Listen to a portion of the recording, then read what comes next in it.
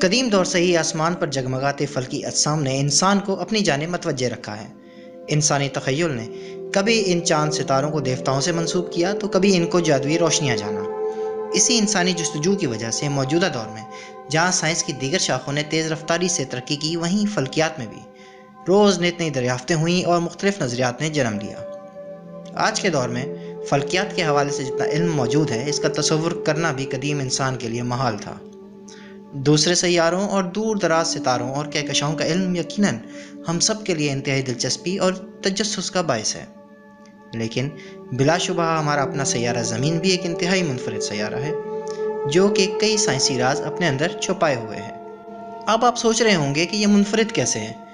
تو دوستو، نظام شمسی اور اس سے باہر دریافت ہونے والے سیاروں میں یہ واحد سیارہ ہے جس پر زندگی موجود ہے۔ زمین کی جغرافیائی تاریخ انتہائی دلچسپ ہے۔ ساتھیو، کیا کبھی آپ نے سوچا کہ جس سیارے پر ہم لوگ صدیوں سے آباد ہیں، آخر وہ وجود میں کس طرح آیا؟ جیسے کائنات کی ہر شے کا نقطہ آغاز ہے، اسی طرح زمین کا ظہور بھی کسی نہ کسی شکل میں ہوا۔ اہم سوال یہ ہے کہ آخر زمین کس طرح بنی اور کس طرح ارتقاء کے مراحل طے کر کے اپنے موجودہ دور تک پہنچی۔ زمین کی داستان کا آغاز اب سے 5 بلین سال قبل شمسی نیبیولا میں ہوا۔ اس دور میں سورج کے گرد سیارے نہیں بلکہ گرد کے بادل گردش کیا کرتے تھے۔ باہم قوت کشش کے باعث ان گرد کے بادلوں نے مل کر چٹانوں کی شکل اختیار کرنا شروع کی اور کئی ملین سال کے عرصے میں چٹانوں نے مل کر کئی سیاروں کو جنم دیا۔ 4.45 بلین سال قبل تک سورج کے گرد کئی سیاروں کا ظہور ہو چکا تھا۔ انہی سیاروں میں ہماری زمین بھی شامل تھی، مگر اس وقت زمین کوئی ہرا بھرا اور زندگی سے بھرپور سیارہ نہ تھی، بلکہ اس دور میں پوری زمین لاوے کا کھولتا ہوا سمندر تھی جس کا درجہ حرارت 1200 ڈگری سینٹی گریڈ تھا، جبکہ فضا کاربن ڈائی آکسائڈ، نائٹروجن اور آبی بخارات پر مبنی تھی اور انتہائی زہریلی تھی۔ اس وقت زمین پر زندگی کا تصور کرنا بھی محال تھا۔ وقت گزرتا رہا اور 4.5 بلین سال قبل زمین کے وجود کو ایک سنگین خطرہ لاحق ہو گیا، جب ایک مریخ جتنا سیارہ تھیا زمین کے مقناطیسی میدان میں داخل ہو کر برق رفتاری سے زمین کی طرف بڑھنے لگا۔ اس کے نتیجے میں تھیا اور زمین کے درمیان شدید تصادم ہوا۔ اس ٹکراؤ سے پیدا ہونے والی حدت اتنی شدید تھی کہ دونوں سیارے پگھل کر لاوے کا سمندر بن گئے۔ سیارہ تھیا کا بیشتر ماس زمین کا حصہ بن گیا، جبکہ ٹکراؤ کے نتیجے میں خلا میں بکھر جانے والا اربوں ٹن چٹانی ملبہ زمین کے مدار میں چکر لگانے لگا۔ زمین اس خوفناک تصادم کو بمشکل جھیل پائی اور رفتہ رفتہ اس کے اثرات سے باہر نکلنا شروع ہوئی، اور 1000 سال کی مدت میں زمین کے گرد چکر لگاتا چٹانی ملبہ زمین کی کشش ثقل کے باعث نسبتاً مستحکم مدار میں آ گیا۔ اس چٹانی ملبے نے باہم کشش کے باعث رفتہ رفتہ ایک کرے کی شکل اختیار کر لی۔ اس طرح زمین کے گرد چاند کا ظہور ہوا۔ اس وقت زمین سے چاند کا فاصلہ محض 22,000 کلومیٹر تھا، جس کی وجہ سے موجودہ دور کے مقابلے میں آسمان پر چاند نہایت بڑا اور روشن دکھتا تھا۔ تھیا سے تصادم کے نتیجے میں زمین کی محوری گردش نہایت تیز ہو چکی تھی، جس کے باعث زمین پر ایک دن محض 6 گھنٹے کا ہوتا تھا، یعنی 3 گھنٹے دن اور 3 گھنٹے رات۔ کئی ملین سال تک زمین پرسکون رہی اور سیارے کی سطح کا درجہ حرارت بھی رفتہ رفتہ کم ہوتا چلا گیا، لیکن یہ سکون بھی قائم نہ رہا، اور پھر 3900 ملین سال قبل نظام شمسی اور اس کے سیاروں کی پیدائش کے دوران پیدا ہونے والی چٹانیں زمین کے مقناطیسی میدان میں داخل ہوئیں اور شہابیوں کی صورت میں زمین پر برس پڑیں۔ یہ شدید بمباری 20 ملین سال تک وقتاً فوقتاً جاری رہی۔ یہ چٹانیں اپنے ساتھ نہ صرف معدنیات لے کر آئیں بلکہ اس کے علاوہ زندگی کے لیے اہم ترین شے پانی بھی ساتھ لائیں، اور طویل عرصے تک رہنے والی اس شہابیوں کی بمباری کے باعث زمین پر بہت بڑی مقدار میں پانی جمع ہو گیا۔ اس وقت تک زمین کی سطح کافی حد تک ٹھنڈی ہو چکی تھی، جس کی وجہ سے سطح زمین پر جا بجا پانی سمندر کی شکل میں کھڑا ہو گیا۔ سمندر کی موجودگی کے باوجود ابھی بھی زمین زندگی کے لیے موزوں نہ تھی۔ اس کی بنیادی وجہ آکسیجن کی غیر موجودگی تھی۔ اس کے علاوہ زمین کی تیز محوری گردش، چاند کی قربت اور شدید کشش کے باعث سمندر میں ہزاروں فٹ اونچی لہریں اٹھتی تھیں اور شدید طوفان آتے تھے جو کہ مہینوں جاری رہتے تھے۔ وقت گزرنے کے ساتھ ساتھ زمین کی محوری گردش کم ہوتی چلی گئی اور چاند زمین سے دور ہوتا چلا گیا۔ 3800 ملین سال قبل تک سیارہ زمین کے موسموں میں استحکام آتا چلا گیا۔ اس دور میں پوری زمین سمندر سے ڈھکی ہوئی تھی اور آتش فشانی عمل کے باعث نمودار ہونے والے جزائر بھی سمندر میں جا بجا موجود تھے۔ اگرچہ زمین بڑی حد تک سرد ہو چکی تھی، مگر اس دور میں بھی زمین پر آکسیجن موجود نہ تھی۔ اس کے علاوہ درجہ حرارت بھی 70 سے 80 درجہ سینٹی گریڈ تک تھا، جس کے باعث زندگی کا پنپنا مشکل تھا۔ اس دوران زمین ایک بار پھر شہاب ثاقب کی بمباری کی زد میں آئی۔ اس بار یہ شہاب ثاقب اپنے ساتھ مزید پانی اور معدنیات کے علاوہ زندگی کے بنیادی جز امینو ایسڈز بھی ساتھ لے کر آئے، اور نومولود زمین کے سمندر کی اندھیری اور سرد تہہ میں موجود چھوٹی چھوٹی آتش فشانی چمنیوں کے گرد پہلی بار یک خلوی جانداروں کا ظہور ہوا۔ 3500 ملین سال قبل تک ان یک خلوی جانداروں یعنی بیکٹیریاز نے کم گہرے پانیوں میں کالونیز کی شکل میں رہنا شروع کر دیا تھا۔ یہ کالونیز ایک چھوٹی چٹان کی مانند دکھتی تھیں۔ ان چٹانوں کو اسٹرومیٹولائٹس کہا جاتا ہے۔ یہ بیکٹیریا فوٹو سنتھسس کے عمل کے ذریعے سمندر میں موجود کاربن ڈائی آکسائڈ کو سورج کی روشنی کی مدد سے گلوکوز میں تبدیل کر کے خوراک حاصل کرتے تھے اور آکسیجن گیس کو بطور بائی پروڈکٹ خارج کر دیتے تھے، جس کی وجہ سے یہ اسٹرومیٹولائٹ کالونیز آکسیجن پیدا کرنے کا بہت بڑا ذریعہ بن گئیں۔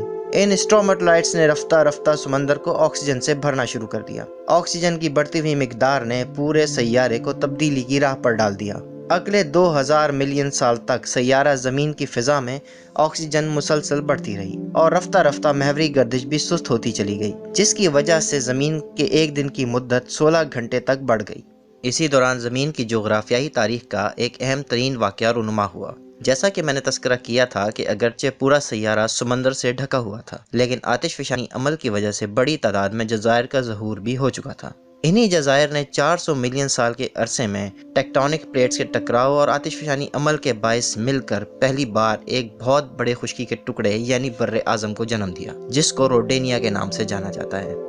یہ طویل ارتقائی عمل جہاں زمین کے جغرافیے پر اثر انداز ہوا، وہیں اس نے زمین کی آب و ہوا پر بھی گہرے اثرات مرتب کیے، اور وقت گزرنے کے ساتھ ساتھ زمین کا درجہ حرارت کم ہو کر خوشگوار 30 درجے سینٹی گریڈ تک پہنچ گیا، اور دن کا دورانیہ بھی 18 گھنٹے تک طویل ہو گیا۔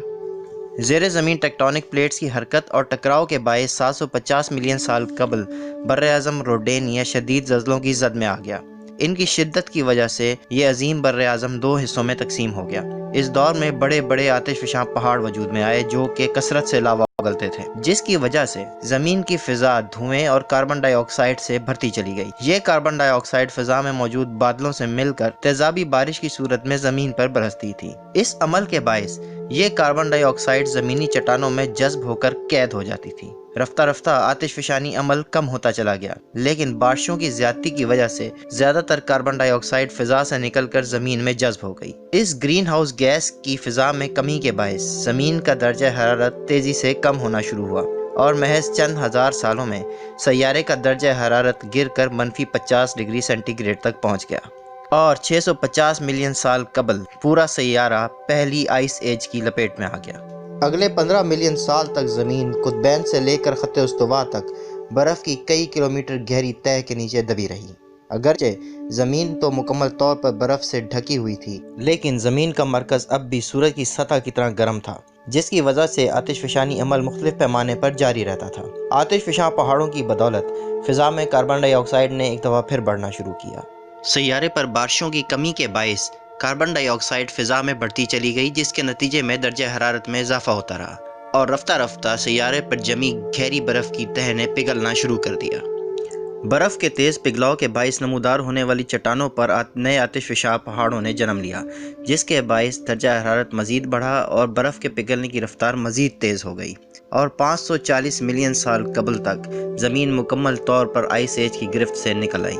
اسی دور میں سمندر میں کئی اقسام کے سمندری پودوں اور آبی حیات کا ظہور ہوا، اور زندگی انتہائی تیزی سے سمندر میں پھیلتی چلی گئی۔ 460 ملین سال قبل تک ہزاروں اقسام کی آبی حیات پورے سمندر میں پھیل چکی تھیں۔ یہ سب کچھ انتہائی تیز رفتاری سے ہوا، جس کی وجہ سے سائنسدانوں نے اس حیرت انگیز دور کو کیمبرین ایکسپلوژن کا نام دیا۔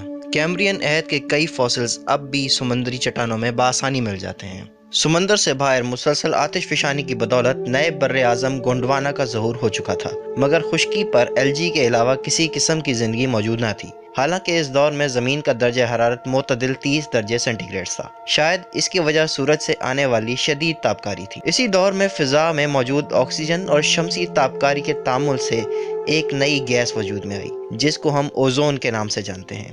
اگلے 120 ملین سال تک اوزون کی تہہ میں مسلسل اضافہ ہوتا چلا گیا، جس کی وجہ سے زمین سورج کی خوفناک الٹرا وائلٹ شعاؤں سے محفوظ ہو گئی۔ رفتہ رفتہ 375 ملین سال قبل بالآخر خشکی پر بھی پودوں اور دوسرے ایمفیبین جانداروں کا ظہور شروع ہوا، اور 360 ملین سال قبل تک ٹیٹروپوڈ جانداروں نے مکمل طور پر خشکی کو اپنا گھر بنا لیا، اور گھنے جنگلات نے پورے بر اعظم گونڈوانا کو ڈھک دیا۔ زندگی پوری طرح زمین پر پھیلتی چلی گئی۔